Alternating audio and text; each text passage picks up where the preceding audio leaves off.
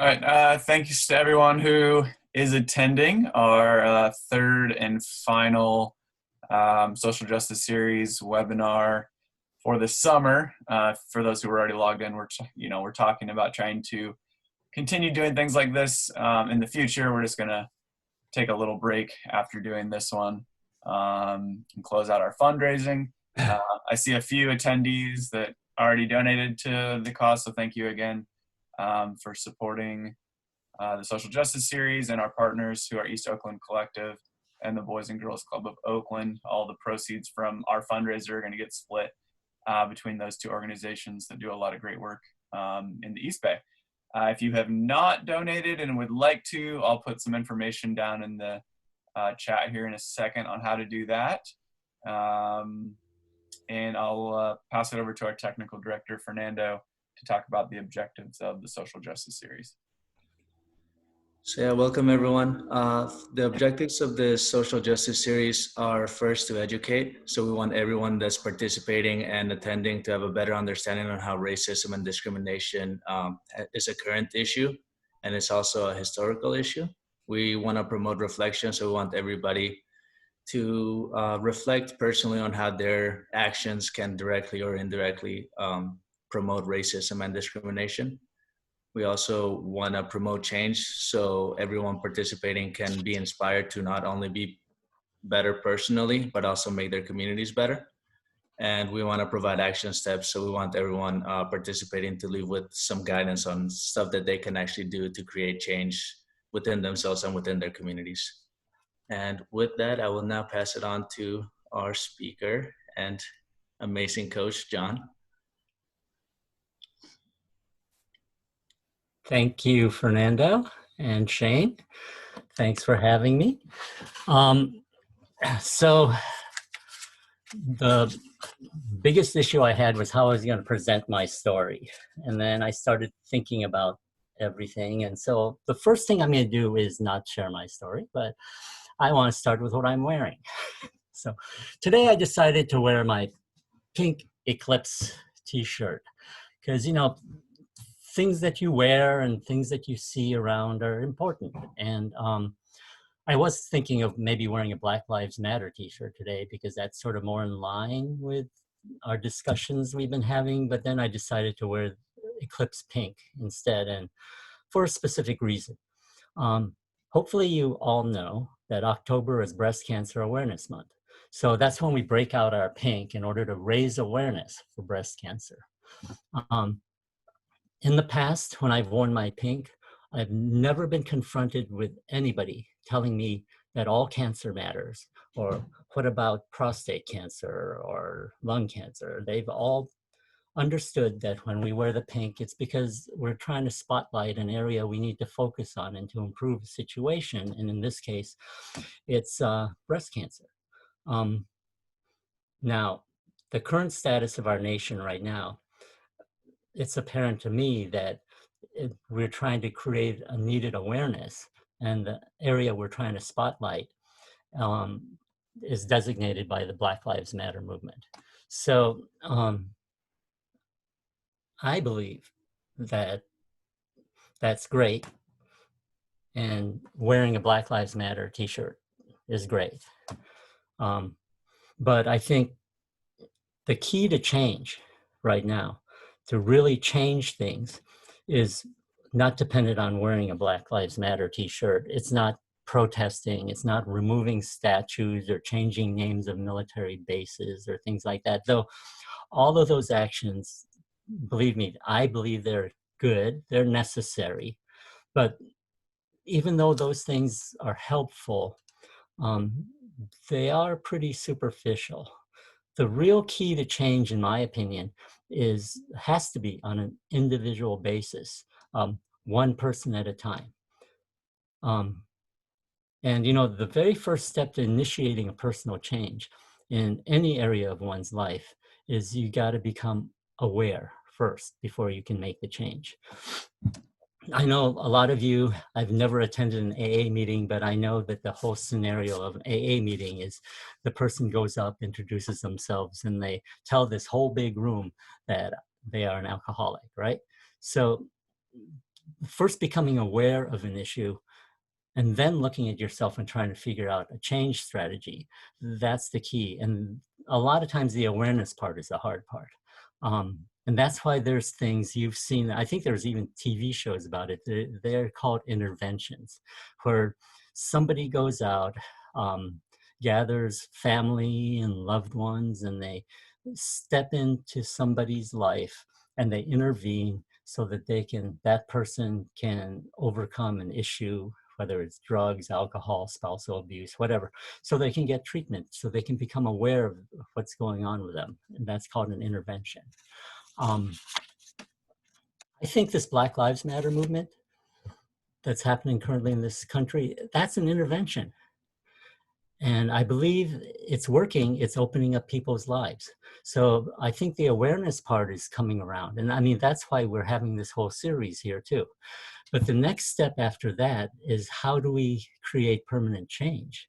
A lot of it, I know, was probably legislation, but like I said before, it belongs to each and every one of us. Each and every one of us needs to get introspective, to examine our unconscious biases, and to make course adjustments.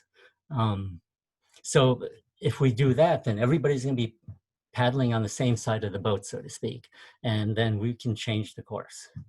And that's sort of why I agreed to speak to you all today.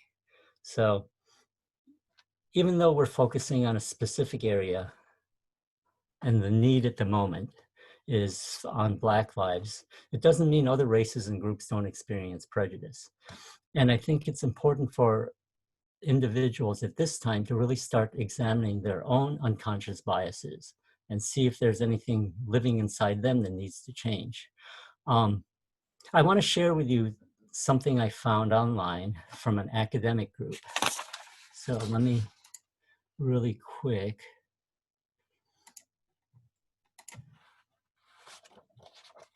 share this slide with you.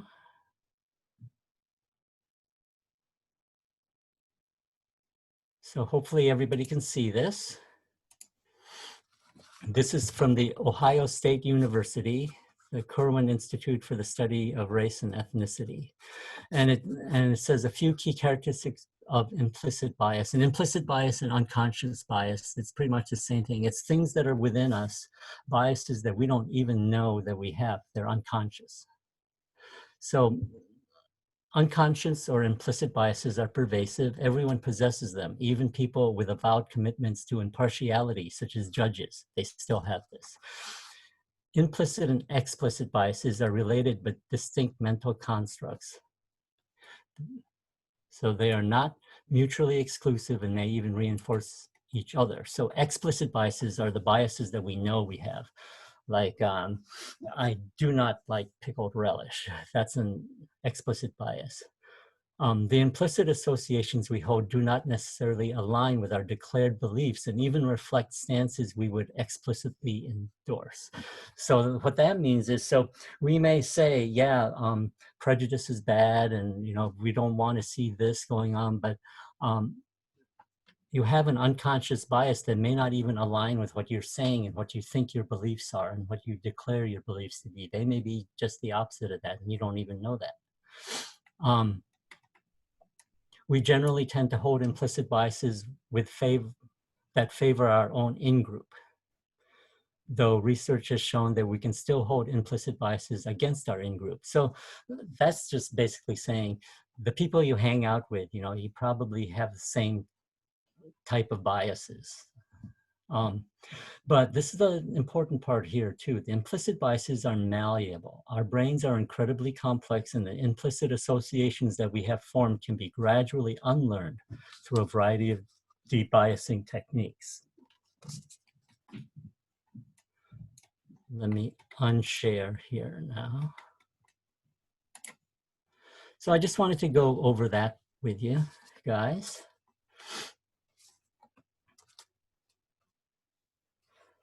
So my hope is that in sharing my experiences today with encounters I've had with prejudice, it'll somehow help activate your internal voice to examine your unconscious biases and then we can all start the process of rowing on the same side of the boat. So that's sort of why I figured this would be important to do. So talking about me now, my upbringing and the way I grew up, I don't think it was normal. It was sort of unusual, maybe not unique, but not like a lot of other people. And what I mean by that is I basically lived in an ethnic bubble until probably my mid-20s. I was born in Chicago. I moved to Minnesota and then to Connecticut. And in all of those places, mostly in Minnesota and Connecticut, there were very few, if any, Asians around, and much less Japanese Americans. There were almost none where I lived. So they're mostly white middle class is the environment that I grew up in. It wasn't until I moved to San Francisco that I saw this huge racial diversity everywhere. And San Francisco, when I moved to San Francisco, it was pretty mind-blowing, you know. I've seen lots of Japanese together when I've gone on family trips a few times to Japan to visit relatives, and did that for less than a half a dozen times I did that. But when I was in San Francisco, that's the most Japanese people I've ever seen. I've never seen so many in one spot in the United States. One of the things that I discovered was I had this education gap. And it's very interesting that there are things that affect your environment, and there's schooling and things that are taught, but there's also things that are not taught and things that are omitted. And I think that is not helpful. And in the past, maybe it'll be different in the future, but in the past, there have been gaps in education as far as history. Because I was in my mid-20s when I moved to San Francisco, and I finally discovered and heard, I think that's the first time I heard that there was these internment camps in World War II, and all the Japanese living on the West Coast were moved out of their homes and their businesses and put into these camps. I tried to remember, but I don't ever remember hearing that when I was growing up. It wasn't taught. It's sort of like recently in the news, you've heard about the Tulsa race massacre that happened in the 1920s, I think 1921. And I heard in one news report that that wasn't being taught. So people even in Tulsa didn't know about it. So I feel like I missed out a lot on my understanding of my ethnicity. My parents were never big on teaching us tradition. I think the only traditional celebration that I practiced was New Year's, and it was mostly just the traditional foods that we had and the things that we did to celebrate New Year's. Other than that, I was a real streamlined American. We celebrated Thanksgiving and Christmas, all the holidays. My parents were Christian too, so I was never exposed to Buddhism or Shintoism, and those are the big religions, and there's temples and stuff like that in Japan, and they're here in the Bay Area too, but I wasn't exposed to all of that. So everything I know about my ethnic origins, pretty much I learned when I moved to California. Up until then, I lived in this ethnic bubble.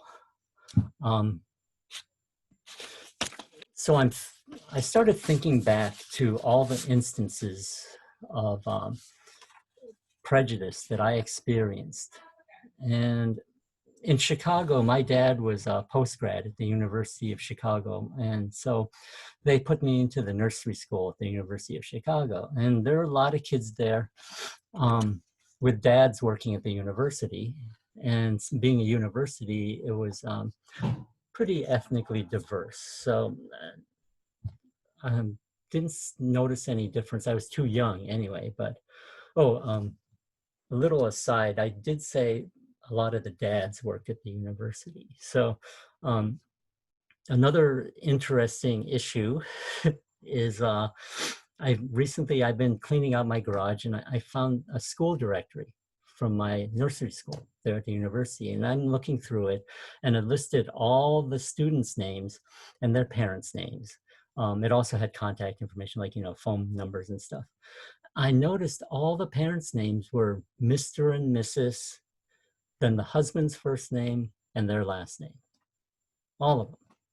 Then there was another section that had a directory of volunteers, and I noticed almost all the volunteers were Mrs., but Mrs. with the husband's first name and the last name. There was a couple of Misters. I think I saw one Miss, and so that's the only first name of a woman that I saw in the whole directory. There were no women's names in the directory. This was in the 1950s. The term Ms. wasn't even invented back then. Well, anyway, sorry for the aside, but I found that very interesting.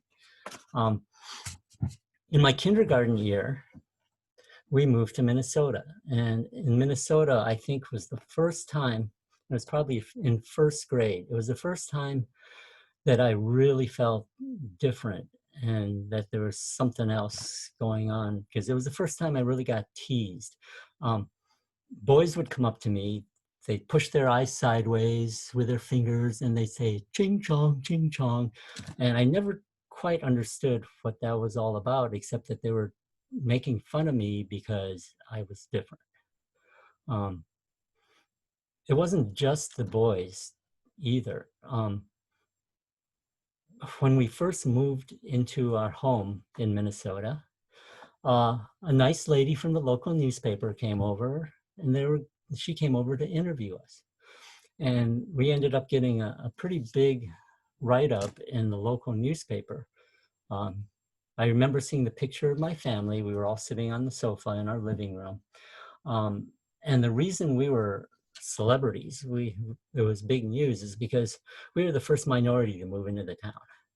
So that's sort of a clue that I was in a different world. One year, I was in Cub Scouts. So our pack was invited to model for an ad that some company was trying to put together. And they wanted to take pictures of the boys as Cub Scouts so that they could then publish some advertisement. And I don't even remember what it was that they were trying to sell or anything. I do remember they wanted us all to show up with our uniforms. I remember walking into this big room, and it was sort of weird because it was indoors, but they had a picnic table and they had an outdoor grill there. They gave us a nice lunch, hot dogs and chips and stuff, and they had us playing some games. The whole time we were there, the cameraman was snapping pictures of us. It was sort of cool. Month or two later, the ad shows up in the newspaper, and guess what? I wasn't in it. There were like 4 or 5 scenes around the ad. They were artistically rendered, so it wasn't the actual pictures that they took. So some artists had gone and looked at the pictures they had taken, and they had sketched it out for this ad. Looking at the pictures, I could recognize my friends. I could tell who was who, because they were pretty accurate in the way they created the people's faces, and everybody was there, but not me. Obviously, the ad department thought that me being there is wrong demographic, right? So that was another indication. So I think except for that photo shoot and the ad and being teased a lot at school, it wasn't really that, it was not fun, but it wasn't as bad as when we moved to Connecticut. So we moved to Connecticut when I was starting middle school. The first town we moved into, we had a rental. It was in a small country town. And I remember we had been there for quite a while, like over a week. And my dad was complaining about not getting any mail. So he went to the post office, came back with his big box of mail, and he told us that they were holding it because we didn't have a mailbox. So nice of people to tell us, right? So my dad got a mailbox, put it up, no mail. Went to the post office. They told him, your mailbox is too high. It's not within regulation. So they couldn't deliver the mail, sorry.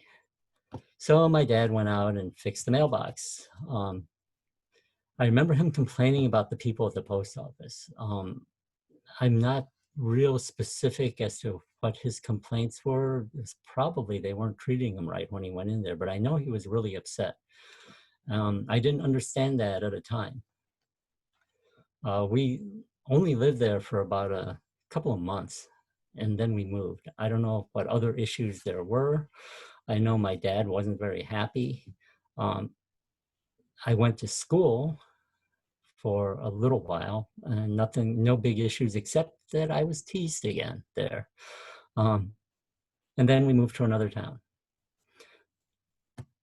I lived there for about 10 years, and I had my teenage years there. And it was in that other town, and growing up as a teenager, when you start to get out on your own and you're hanging out with your friends and you're going out places, that a lot of incidents hit me that were hurtful, and there were people that were very prejudiced, and they expressed it.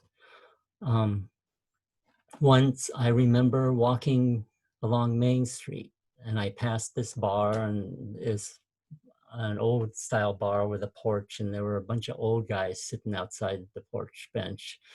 And as I was walking by, they started yelling at me. They started saying things like, go home, go back to where you belong. They called me lots of different names. At the time, this was around the time of the Vietnam War too. So they were calling me lots of derogatory racial names and telling me to go home. And that was the first time I felt really scared, because all these guys, I didn't know what they were going to do. Maybe they were going to come after me. So thank goodness they didn't. I mean, they were just yelling as I walked by. I walked faster and they didn't come after me. But I still remember that. There's another episode that almost got me in trouble. I think I would have been in big trouble. And this was at a convenience store. And I think I had already graduated high school. I'm trying to remember. I think it might have been my first year of college. Can't even remember what I went in there to buy, but I went into this convenience store and I was standing at the counter. The guy behind the counter greeted people as they came in, but he didn't say a word to me. And he basically ignored me. And he waited on other people, though I was obviously there. I was ready to pay for whatever I had. And so finally, after a little while, I spoke up and I told him, hey, I've been waiting here a while. Can I buy this? And I'll never forget this. He looked me straight in the eye and he said, we don't serve your kind here. And then he ignored me again. I picked up a bottle. I was about to hit him. I looked at him, I put it down, and I walked out, which is a good thing. I probably would have been in a lot of trouble if I had followed through, but that's how mad I was. It's something I sort of got used to. It was like part of my life.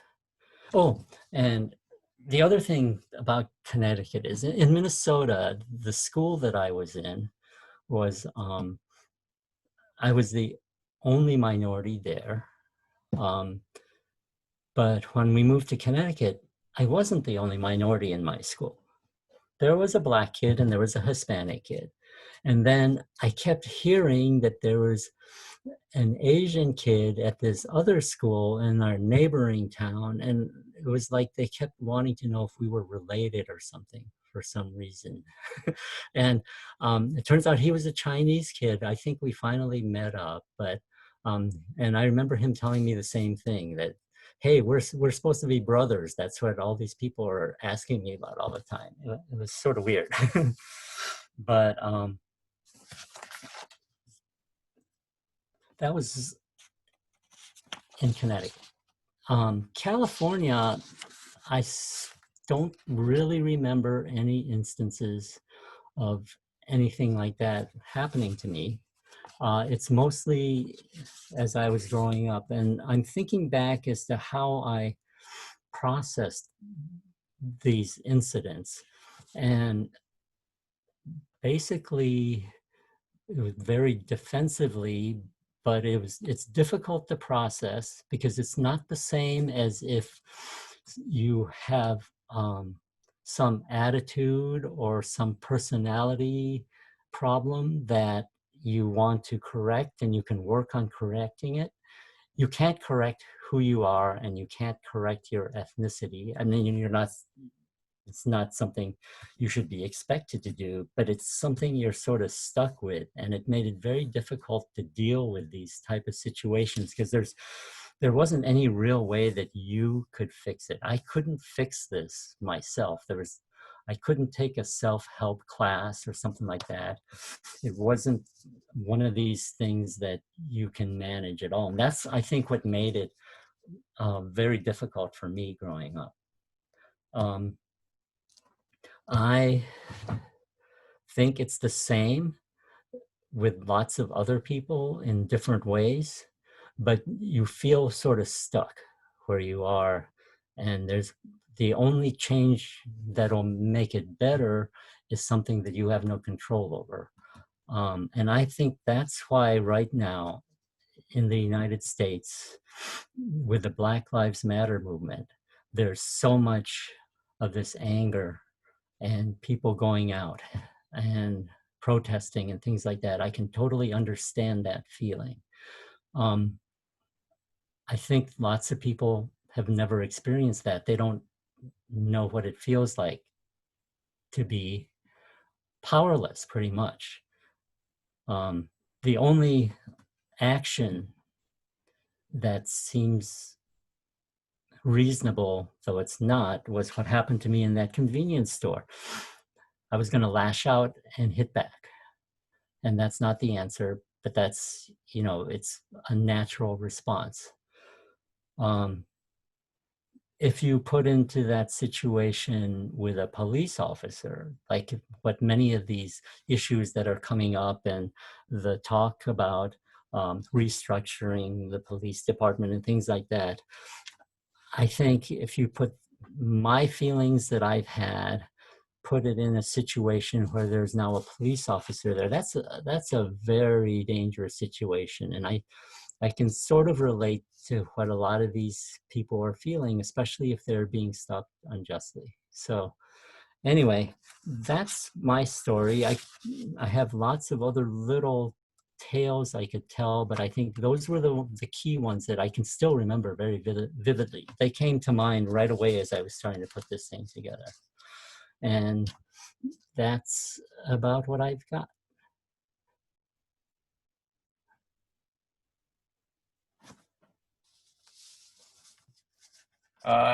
Thank you, John. That was awesome. Emotional, I'm sure, telling it, and thank you for being willing to open up and share that with everybody. If anybody attending has any questions for John, I think he's more than willing to answer a few. You can use the Q&A function down below. We'll give it a minute to hopefully see some questions come in.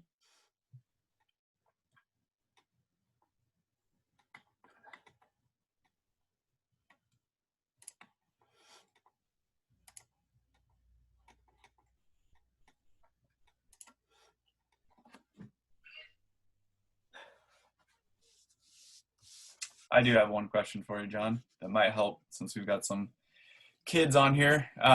So having you grew up in a predominantly white town, and were that one person that, looked different, felt a little different.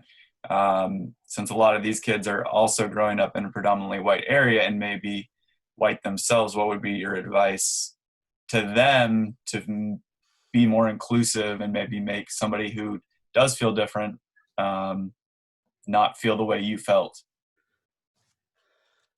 A good question. I think the main mindset you should have is that we're all the same inside. So you really, like, I'm sure you've met friends or, you know, classmates, and you thought they were one way.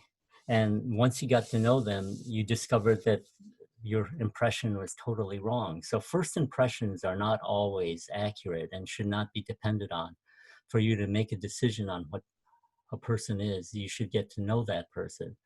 And so, um, and that's not an easy thing to do, I don't think. But that's, I think, the mindset you need to have is, um, everybody's different, everybody's unique, everybody has something in them that you can probably relate to. I've hardly ever met anybody that once I got to know them, I didn't find something I liked about them and some connection we had together. So really, it's not the cover of the book that determines what's inside. One question says, "Hi, John. As an adult, do you feel that you still experience the same or any new types of racial aggression? Also, have your children experienced any similar experiences?" I would say, fortunately, living in the Bay Area, I think my kids, um, the schools they went to were very diverse, and I don't think they've ever experienced anything like that. Um,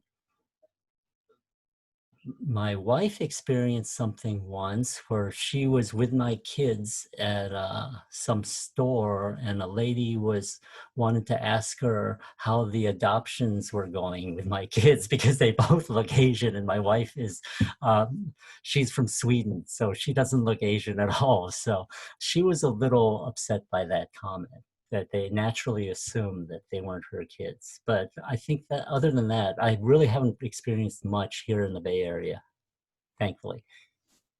Another question. How have you prepared your children for the prejudices they may face based on race and potentially gender? Um, well, up until this year, there hasn't been any real huge event that's created discussions, but I've always, just through example and through my life, um, I think by example, shown how you should live. We have had discussions mostly with my daughter about um, gender equality. And that was when they were much older. But I think most of it is based on your modeling, because, you know, what you say and how you act when you're watching TV and the comments you make, kids pay attention to what you're saying. And it gets ingrained in them because you are their teacher. You're who they want to replicate. And so it's really important to be a good model. Another question. How, if at all, has soccer helped you to bridge with people of diverse races, cultures, and beyond? And what opportunities might Eclipse provide to youth of different races and cultures? Well, the biggest thing that pops into my mind right away is when I was the head coach over at Hayward High School. Hayward High School is probably 99% Hispanic. My soccer team, I had people on my team translate for me a lot of times to their teammates because the way I explained it, I couldn't speak Spanish, so they had to translate in Spanish. So I was living in a place, or coaching in a place where the people I was coaching, it wasn't their first language. I found that a very interesting experience. And I think, again, through modeling about who I was, the girls became comfortable with me. Yeah, I mean, I can share a story I have kind of similar to what John just said. Is when I was growing up, for those who don't know, I went to Camp Alindo and Stanley Middle School, Burton Valley. And most of my athletic teams growing up there were predominantly white. And when I joined the Olympic Development Program, I played over in San Leandro and then eventually Morgan Hill, and I was one of only 2 white players on a roster of 30, where the players and coaches spoke Spanish and I didn't. And so I was trying to figure it out. And so that was really eye-opening for me to then come back to, you know, my club team where we had two players who spoke Spanish as their first language and kind of understand like what challenge they were going through. So sometimes it's also putting yourself in those situations to learn a bit more. And then the follow-up question on that one was, what opportunities might Eclipse provide to youth of different races and cultures? Hey, that's a Shane question. So I think I applaud you, Shane, for doing this series, because this series has really, I think, hit the spot. Yeah, and I think, I mean, when I started the club, I mean, I'm very aware of the demographics of the community we're in. And just over time, there's a big thing for me was hiring. Not hiring just people from the local community, but really reaching out so the kids can see everybody. They can see different ethnicities and races and genders, because those are the people the kids start to look up to. You know, the community has become a bit more diverse, and if people are leaving the Loma bubble, you know, and going into other areas of the Bay Area, they can see that more. But that's always been an important part. And, you know, through this, I think it's becoming more, we've tried stuff in the past to connect with other groups, and we have on a smaller scale, but I'm hopeful with everything currently going on in society that this will be a longer term, a bit more interest from families. Because as John mentioned, it's how the parents model it. I know a lot of people watching right now that you guys have encouraged your kids to watch this because you think it's important. And while I wish everyone felt that way, some people maybe don't.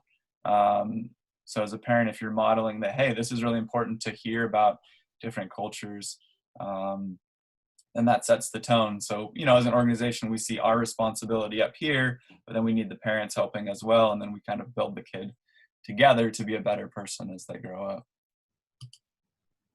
And looks like we answered all the questions in right now. If anybody has any more, we'll leave it open for a minute.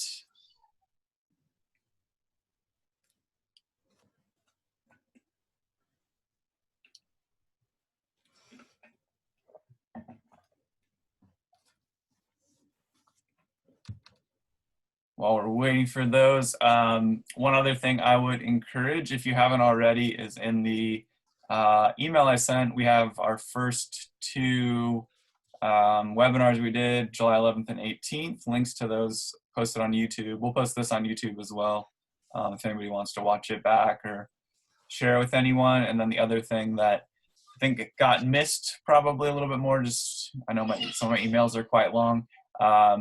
Fernando had put together a document called Personal Stories where 4 people, one actually is Fernando and another one's Coach Brandon, and then 2 people not directly with Eclipse shared some personal stories they had regarding discrimination, and we provided a discussion question document as well. So if you guys want to check that out at home, and you know, talking with your kids about stuff is important.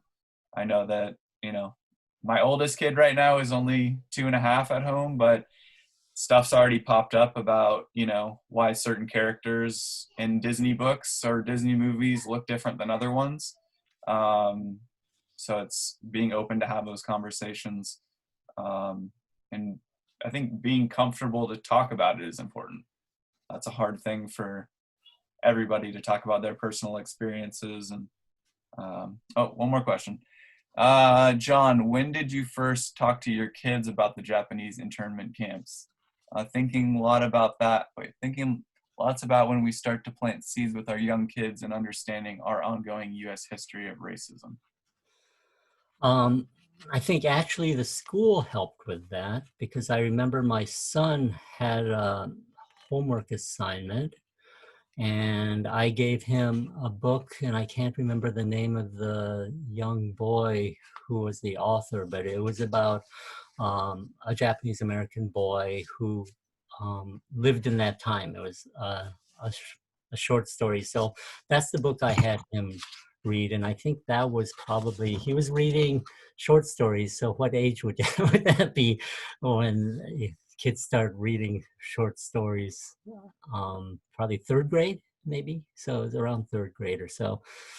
And it's probably the same with my daughter around that age.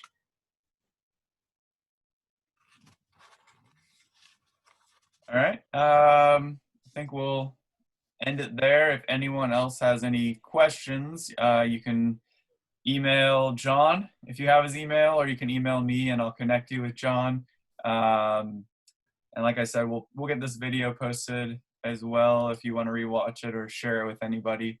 I want to thank Fernando for the whole social justice series, helping organize it behind the scenes, and being the face of our objectives at each session. And a huge thank you to John Nakanishi for sharing his story and thoughts. And I know it's a tough thing to share that kind of stuff. So I know I enjoyed just watching it, and I'm grateful that you were willing to share that. So thank you, John. All right. Thank you, everybody. Have a good weekend. Thank you, John.